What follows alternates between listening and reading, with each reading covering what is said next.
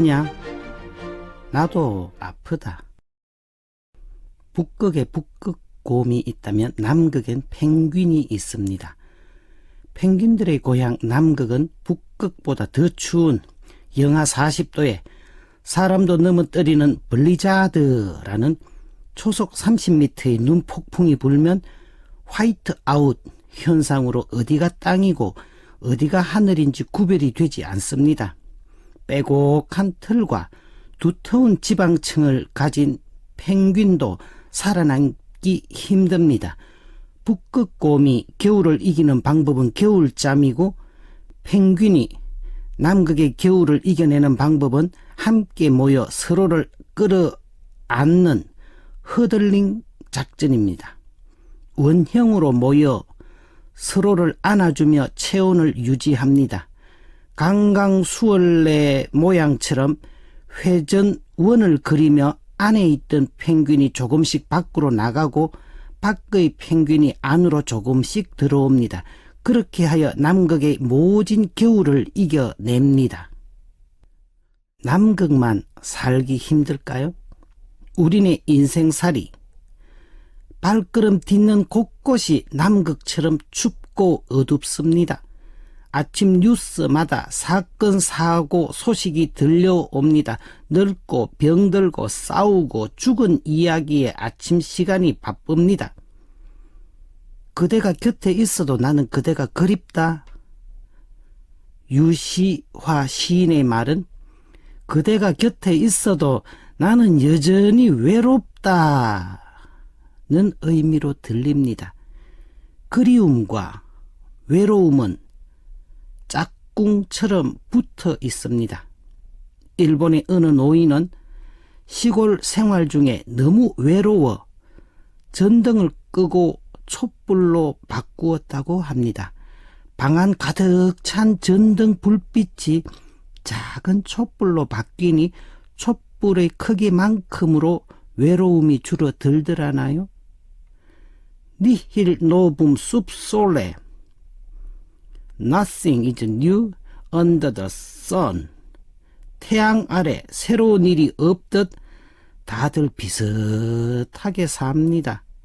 너나 없이 다들 불안하고 외롭고 아프고 속상하고 남극의 블리자드 눈보라 화이트아웃 현상처럼 한치 앞도 알 수가 없는 상황에서 살고 있습니다.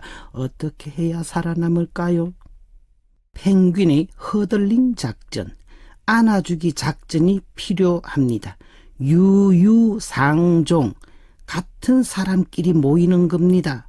같은 병을 앓는 사람끼리 가련히 여기는 동병상련의 마음으로 서로를 안아주어야 합니다. 혼자 있는 아담을 위해 함께 있을 하와를 마련해 주신 창조주이십니다. 함께 모이는 것은 창조와 생명의 원칙입니다. 마이너스 곱하기 마이너스는 플러스가 되듯 나의 추위와 너의 추위가 만나면 온기가 생겨납니다. 너의 상처와 나의 상처가 만나면 치유가 일어납니다.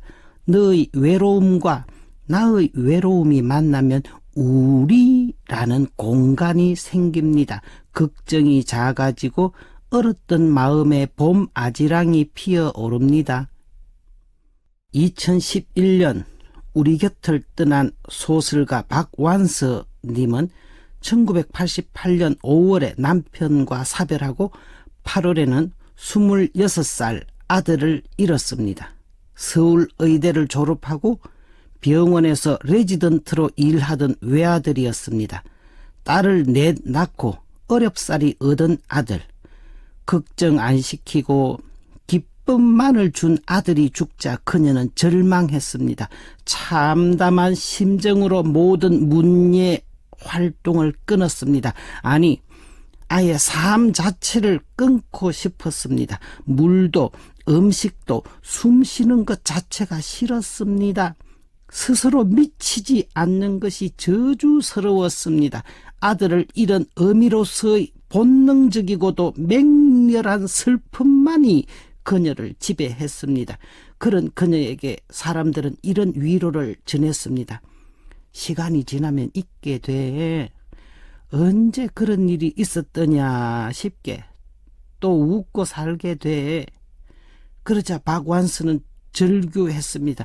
나는 그게 무섭단 말이야. 생떼 같은 아들을 잊어버린다는 게 그게 무섭단 말이야. 두문불출, 애통, 절통, 세상에 스스로를 폐쇄시키고 슬픔에 잠겨있던 그녀에게 누군가 원주에 계신 박경리 선생님 댁에 가시지 않겠어요? 하고 권했습니다. 의외로 순순히 따라 나서서 원주에 도착한 그녀에게 밭을 메고 있던 박경리 선생은 흙발로 뛰어나와 마루에 앉히고는 급히 따스한 밥을 짓고 배추 속대국을 끓여 그녀에게 구원했습니다. 고개를 돌리며 음식을 거부하는 박완서에게 박경리 선생은 우격다짐으로 음식을 퍼먹였습니다. 먹어라.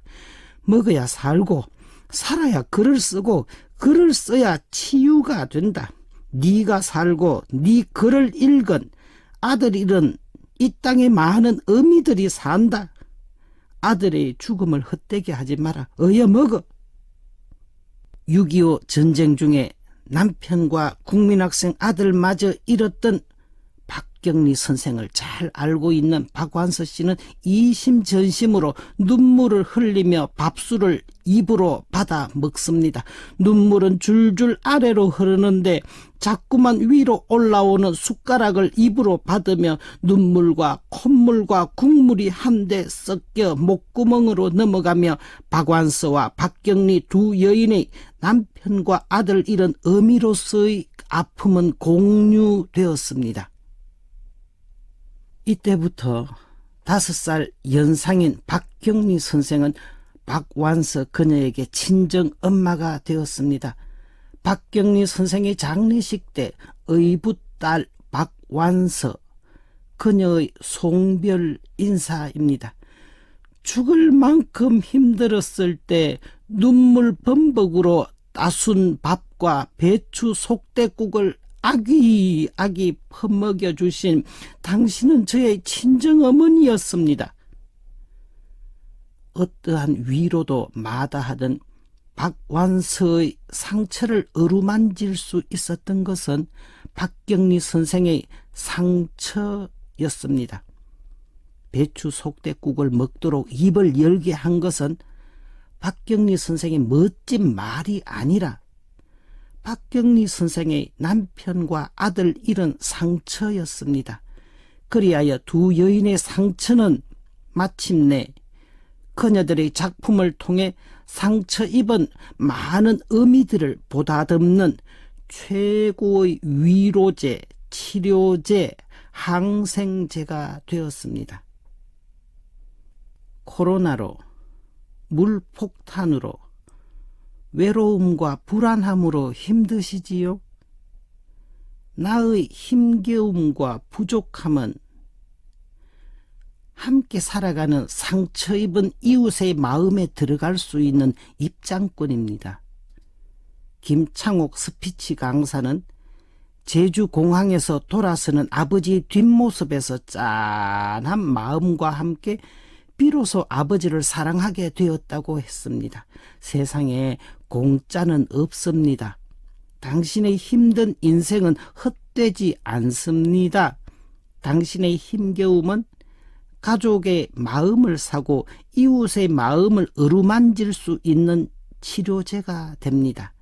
하루하루 살아가는 동안 자신도 모르게 세상의 항생제 아스피린이 되어가는 인생임을 잊지 마십시오. 그리고 기운 내십시오.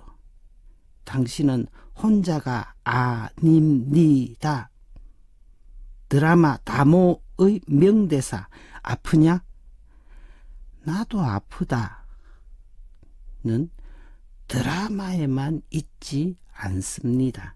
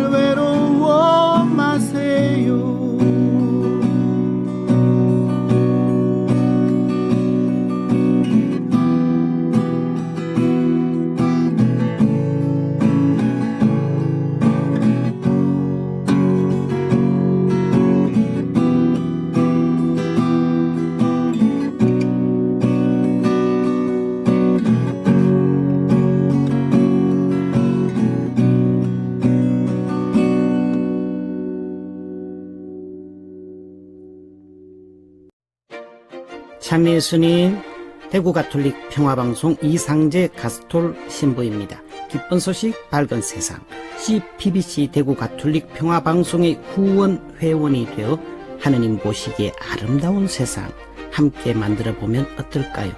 여러분의 거룩한 후원의 손길 기다립니다.